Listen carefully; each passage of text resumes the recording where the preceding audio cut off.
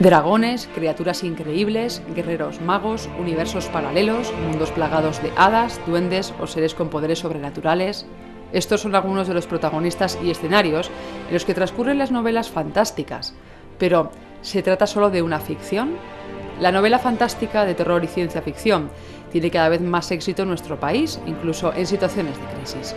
¿Cuál es su secreto? ¿Qué es exactamente una novela de ficción? ¿Puede contener claves ocultas que anuncian lo que está por llegar?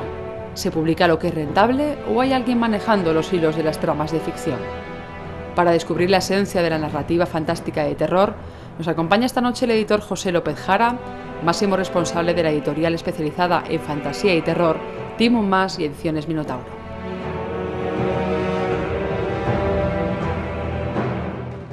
Y tenemos hoy con nosotros un montón de libros que hablan de esa literatura fantástica, esa literatura de ficción que nos aproxima quizás a unas realidades intrínsecas en el ser humano que están ahí y que a veces no nos atrevemos ni tan siquiera a descubrir. Está con nosotros el director de la editorial de Minotauro y Timon Mas, José López Jara, a quien le damos ya la bienvenida. Muy buenas noches. Buenas noches. José, bienvenido. Montones de libros de ciencia ficción, de fantasía. Exactamente dónde está la frontera de una y si nos puedes explicar la diferencia entre narrativa de ficción y fantástica. Sí, yo diría, bueno, la frontera está en que ambas tienen elementos fantásticos, pero la ciencia ficción evidentemente intenta proyectarse en el futuro, es decir, prever o explicarnos cosas que van a podernos pasar en el futuro, mientras que la fantasía, propiamente dicha, al revés, tiende más a mirar hacia el pasado. Leyendas artúricas, dragones. Entre ellas no se relacionan entonces, no tiene nada que ver. Bueno, hay algunas que tienen, hay algunas novelas últimamente, sobre todo esto viene mucho de los americanos, que les gustan cruzar campos, y hay algunas que tienen elementos fantásticos y elementos de fantasía. ¿El público que os compra, por ejemplo, a vosotros, este tipo de literatura es el mismo? ¿A la gente que le gusta la literatura fantástica también le gusta la de ficción? Yo diría que el público que le gusta la fantasía lee ciencia ficción, pero en cambio el público que lee ciencia ficción no acepta tanto la fantasía. Es como es más excluyente, solo le preocupa esto de saber qué va a pasar. Es curioso, José, porque no hay crisis en vuestra editorial, y digo no hay crisis en la literatura fantástica ni de ficción, porque cuanto más crisis hay, la gente intenta evadirse de alguna manera pensando en otras cosas. Es como el que va al cine y quiere ver películas que no tengan nada que ver con el mundo actual. Sí, en esto tienes razón. O sea, para nosotros, a ver, dentro de lo que cabe, la crisis no es que sea una buena noticia, pero es verdad que nuestros lectores no van a dejar de comprar los libros porque les cueste más llegar a final de mes. Para ellos, leer estos libros es muy importante. Por lo tanto, seguimos vendiéndolos. Hay libros que adoctrinan de alguna manera dentro de esa literatura fantástica o que intentan mostrar un camino hacia la iniciación de diferentes temas, sobre todo muchas veces más que la de ficción, la fantástica, ¿no? Sí. Harry Potter y compañía. Se hace un club al final del trayecto, ¿no? Sí. La saga de la Guerra de las Galaxias, por ejemplo, han creado su propia filosofía casi de vida, ¿no? Sí. ¿Se consigue gracias a la literatura fantástica este tipo de acciones? Sí, evidentemente la literatura fantástica aglutina a los lectores en grupos de fanáticos seguidores. Por ejemplo, tú lo has dicho muy bien, Harry Potter, o los seguidores de Tolkien, que existe en España la Sociedad Tolkien, o cualquiera de estas sagas que nosotros estamos publicando. Por ejemplo, los seguidores de las novelas artúricas. Aquí tienes Grial, épicas, ¿sí? Sí, de Stephen Longhead. Esto es una reinterpretación del mito del rey Arturo, que nos viene a decir que realmente Arturo, Merlín venían de la Atlántida. Un planteamiento muy original, y la gente que lee esto, que son 5 o 6 libros, pues evidentemente tienen su grupo de comunicación en internet y hablan del tema. Tenemos pensamientos, se pueden transformar en realidad.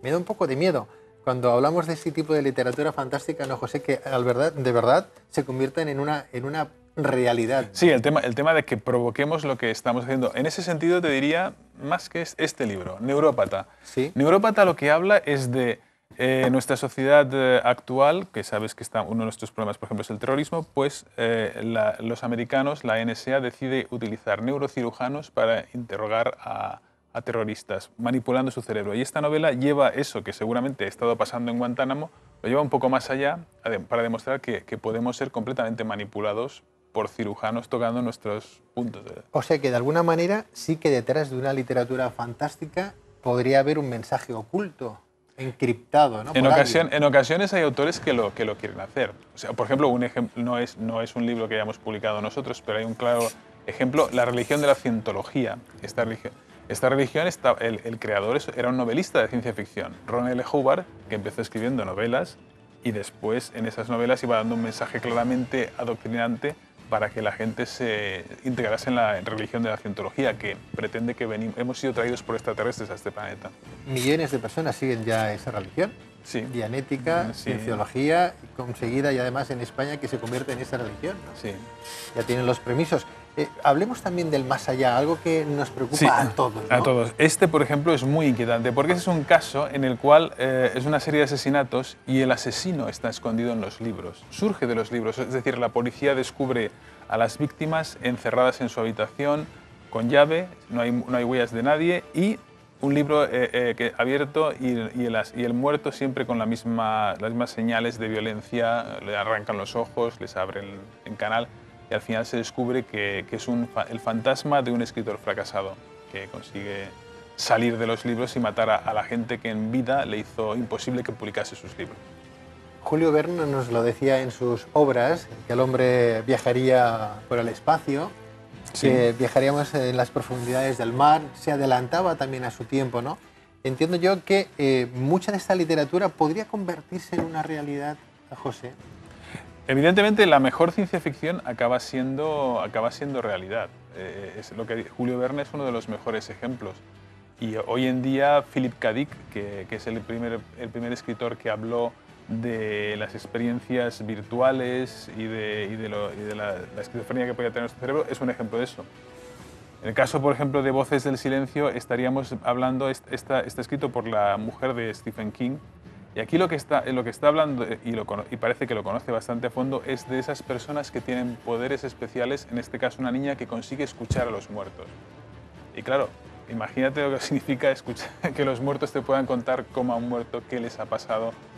Y la niña se convierte en objeto de grupos de presión que quieren utilizar esa capacidad que tiene ella para manipularnos a todos. ¿Cómo atrapan estos temas, verdad?